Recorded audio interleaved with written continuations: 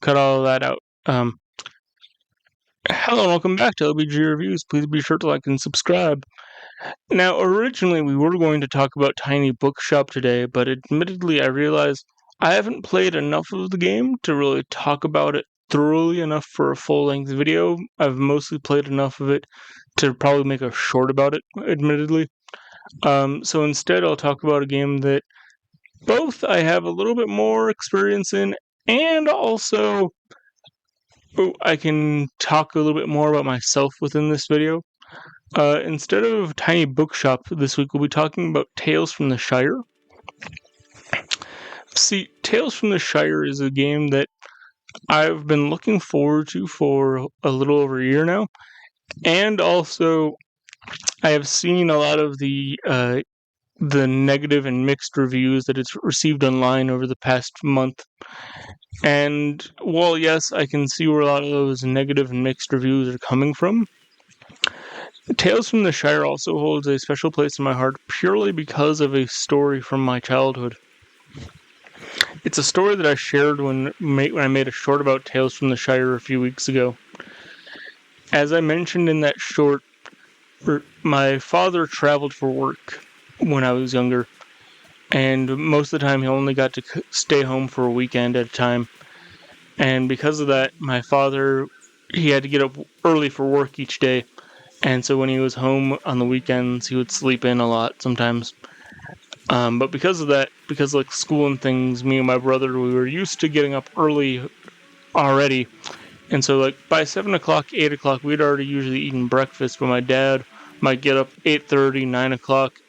And he would ask, have you guys eaten breakfast yet? And whether we had forgotten or we were just opportunistic little gremlins, we would tell our dad, no, we haven't eaten yet, even though we had eaten. And so one of the more iconic lines from Lord of the Rings is as the Fellowship is traveling, they have to pack up their camp, and Sam or Pippin and basically some of the hobbits remark, but what about second breakfast? Me and my brother used to eat like hobbits. On the weekends we had second breakfast.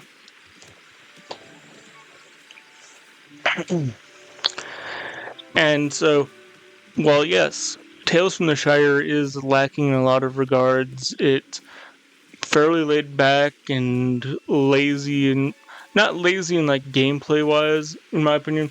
Lazy in terms of like there is no urgency really, apart from your neighbors nagging you about how you haven't invited them over for dinner in a while. But beyond that, Tales from the Shire, even though yes, it has its problems, it holds a special place in my heart because of the fact that me and my brother used to eat like hobbits. In fact, as me and my mom have been on our weight loss journey and our fitness journey over the past several years, it is one of her favorite stories to tell in regards to our fitness, because she's like, yeah, you used to eat like a hobbit. But in reality, this story behind why my weight became an issue is more than just the fact that sometimes I would have 2 breakfasts on the weekend. And that's a story I don't want to get into right now because it's irrelevant to the game. But anyways, the game sees you taking on the role of a hobbit that has just moved into the hamlet the village of Bywater, and you're greeted by Gandalf on his way to go visit old friends.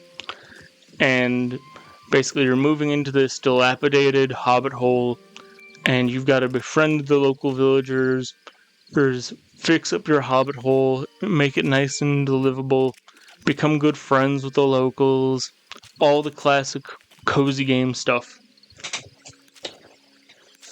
There's fishing, foraging. The foraging also has a funny story for it, because one of my mom's favorite lines from Harry Potter is, why does it have to be follow the spiders? Why couldn't it be follow the butterflies? And in Tales from the Shire, in order to forage for spices and herbs for cooking, you have to follow butterflies. And then The cooking I really enjoy because I have a history with culinary arts, and basically whenever a game includes more than simply clicking on a menu option for cooking, I always really appreciate when a game has like a cooking mini game. Even more so with how much control Tales from the Shire has with the cooking minigame. And that actually brings me on to talking about the game's accessibility.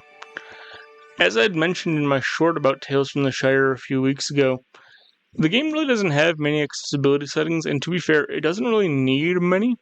The main accessibility feature that it does have is that with a lot of the cooking minigame settings, for a lot of the things you can have it automatically handle things, except for the chopping. The chopping, no matter what, will always be manual. But I do wish that, like, if you had repetitive hand strain issues in the past, I do think that it would be nice if there was an option to basically select the texture you wanted, or like the range you wanted it, and the game could handle that for you. Like, yeah, it might take out a lot of the challenge and whatnot, but also at the same time, it would allow for more accessible gaming, which is important. And then fishing in the game is a lot of fun, having to time when you press the button and whatnot. That's really all I've got to say about Tales from the Shire. Hopefully next week I should be able to talk more about Tiny Bookshop. If not, let's see. Come on.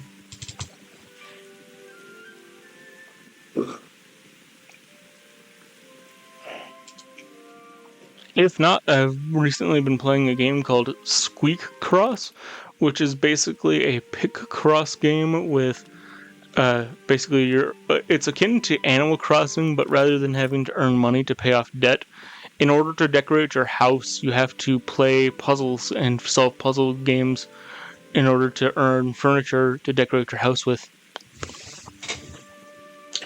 And it's been a lot of fun. It's really cozy and goofy. There's some good accessibility options to help out with the puzzles, so that way you don't have to manually do a lot of things to help out with figuring out the logic within it. So yeah, hopefully I'll be talking more about Tiny Bookshop next week. If not, expect a video about Squeak Cross. But definitely there'll be a video about Tiny Bookshop at some point.